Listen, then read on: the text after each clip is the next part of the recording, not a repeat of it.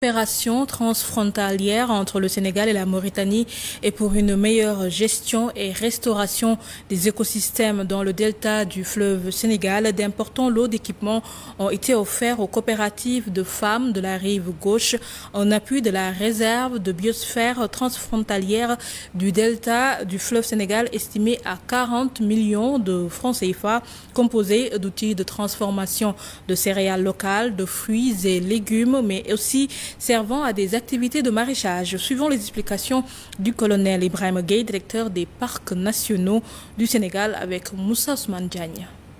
Cette remise de matériel symbolise et matérialise la deuxième fonction d'une réserve de biosphère, qui est l'appui au développement économique au sein d'un territoire et qui doit accompagner la première fonction, qui est la fonction de conservation des ressources naturelles. Et à côté, remplir aussi la troisième fonction d'une réserve de biosphère, qui est celui de la recherche, l'éducation environnementale, l'appui logistique. Et donc, nous sommes dans le cadre d'un projet transfrontière entre le Sénégal et la Mauritanie, dans un espace territorial qui s'appelle le delta du fleuve Sénégal, que nous avons en partage avec la Mauritanie.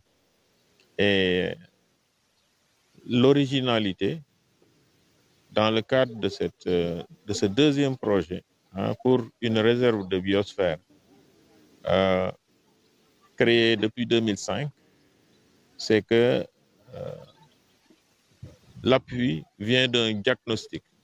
C'est pourquoi la cible prioritaire aujourd'hui pour les groupes d'acteurs qui s'activent dans la transformation des ressources naturelles et dans la valorisation des ressources de l'environnement tout court se trouvent être les femmes.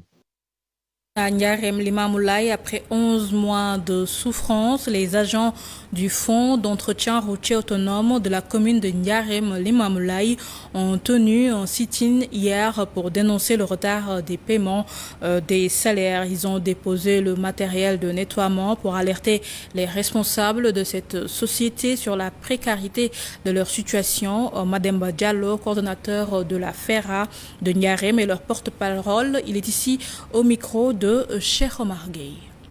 Depuis le mois de janvier, on n'a pas encore perçu de salaire. On est en train de vivre le calvaire qui nous avait réunis la fois dernière ici pour décrier la situation du FERA dans sa globalité, je dirais bien dans sa globalité, dans toutes les régions du Sénégal.